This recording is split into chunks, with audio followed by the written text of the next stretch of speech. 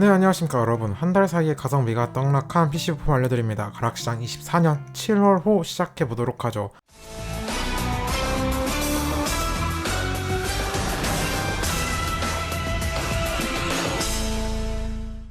7월에 빅 이벤트가 하나 있죠.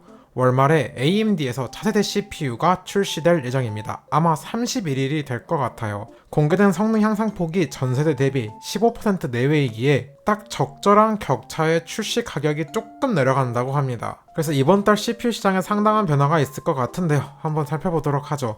인텔 먼저 보시겠습니다. 인텔이 의외로 2달 연속 상승세예요. 대부분 올랐습니다. i5부터 보면 14400F가 만원 올랐고 14500은 6월 대비 2만원 정도 올랐습니다. 그리고 14600K도 6월 대비 2만원 올랐네요. i7으로 넘어가면 14700이 52만 5천원에서 55만 5천원으로 3만원 정도 올랐습니다.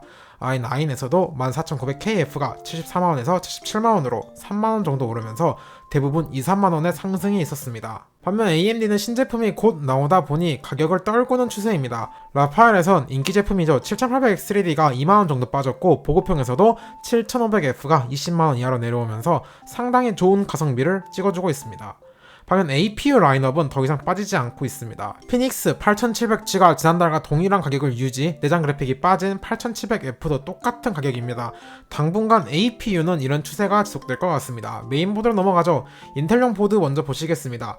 보드는 거의 변동이 없습니다. Z790 대부분 그대로인데 ASUS의 프라임 Z790P, 와이파이, CSM, 코인 유통만 갑자기 2만원 정도 점프했습니다.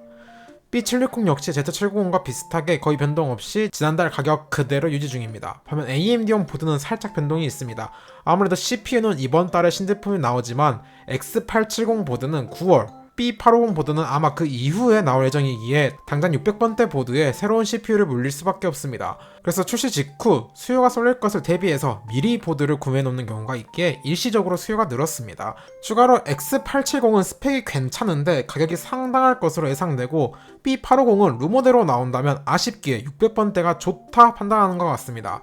X670에서는 ITX 빌드 짜는 경우 많이 선호하시는 ASUS의 로그 크로스에어 X670E Genie가 유통사를 가리지 않고 크게 올랐습니다. 판매처 수가 아예 없는 것을 보니 물량 이슈가 있는 것 같습니다. 그 외 ASUS의 프라임, X670P, CSM, SD컴 유통도 전달 대비 3만원 올랐네요.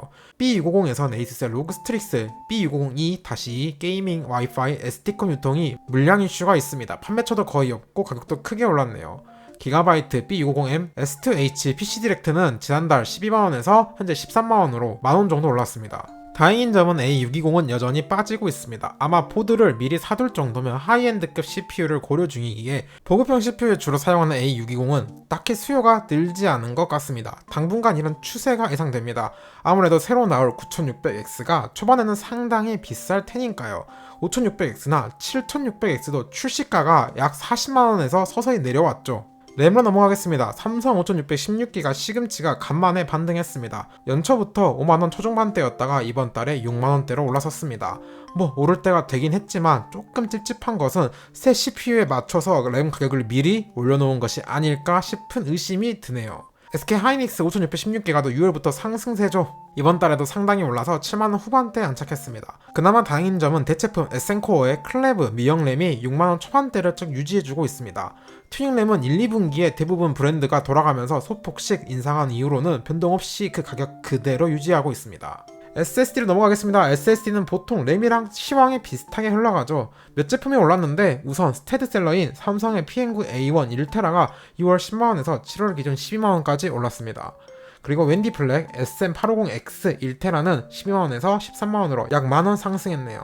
케이스 넘어가겠습니다. 케이스 시장은 아직 별 변동 없습니다. 간혹 다크플래시 DS900처럼 소폭 오른 것이 종종 보입니다. 마이크로닉스 EM2 스테레오가 가격은 크게 안 올랐는데 물량이 아예 싹 빠진 상황이네요. 파워 서플라이로 넘어가죠. 이번 달에 유독 물량 이슈가 많습니다. 시소닉의 뉴 포커스 GX850 화이트가 약 2만원 상승인데 판매처 수가 거의 없는 것으로 봐서 물량 이슈고, 기가바이트의 P650G PC 디렉트 유통도 가격은 지난달과 같은데 판매처 수가 거의 없습니다. FSP의 하이드러 GT 프로 850W ATX 3.0 역시 마찬가지예요. 가격은 만원 정도 올랐는데 판매 주수가 상당히 적습니다. 아마 기존 ATX 3.0 제품군이 이제 ATX 3.1로 리뉴얼되면서 3.0의 재고를 줄이는 것이 아닐까 추정됩니다. 그걸 제외하면 아이구즈의 타이탄 GF850이 115,000원에서 15만원으로 점프했네요. 15만원이 원래 가격이라 아마 몇 달간 11만원대 특가로 풀었나봐요. 쿨러로 넘어가죠. 공랭은 아예 변동 없이 지난달과 동일합니다. 순행에선 NZST의 크라켄 360이 한 달간 235,000원에 특가로 풀리다가 다시 원래 가격인 30만원대로 돌아갔습니다. 크라켄 엘리트 360 역시 30만원대 특가로 풀리다가 40만원 중반대로 올라갔네요. 그리고 리알리의 갤러리드2 LCD 360도 비슷한 현상 같습니다. 최근 한 달간 3-4만원 정도 싸게 풀리다 원래 가격대로 돌아갔습니다.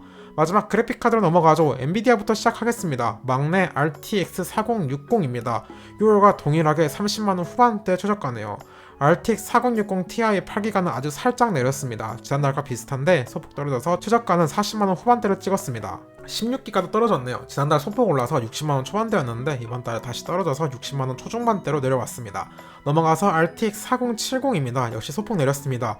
2월 70만원 중반대에서 7월 초중반대로 소폭 떨어졌습니다. 다음 RTX 4070 슈퍼입니다.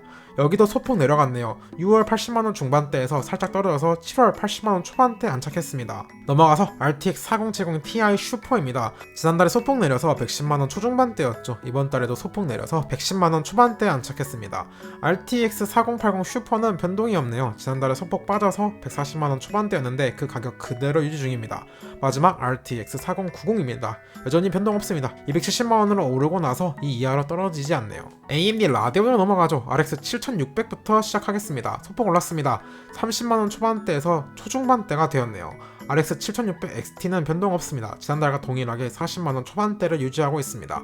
반면 RX 7700 XT는 소폭 올랐네요. 4월부터 6월까지 60만원 초반대였다가 7월에 60만원 초중반대로 1-2만원 정도 올랐습니다. RX 7800 XT도 동일하게 소폭 올랐습니다. 지난달에 소폭 빠져서 60만원 후반대로 떨어졌다가 다시 70만원 초반대로 복귀했습니다. RX 7900 GRE는 변동이 없네요. 지난달과 동일하게 70만원 후반대에 최저가를 형성 중입니다. 넘어가서 RX 7900 XT입니다. 5월부터 계속 오르다 드디어 소폭 내렸습니다. 130만원 중반대에서 120만원 후반대로 내려갔지만 여전히 매우 비싸네요. 마지막 RX 7900 XTX입니다. 얘는 오히려 꾸준히 인하 중입니다. 6월 140만원 초반대에서 7월 130만원 중반대로 상당히 내려왔네요. 인텔 아크로 넘어가겠습니다. A310이 지난달에 추가되었죠. 가격은 거의 그대로네요. 15만원입니다. A750도 변동 없습니다. 그대로 20만원 후반대 최저가가 시작되네요. A770도 역시 똑같습니다. 동일하게 40만원 중반대부터 시작이네요.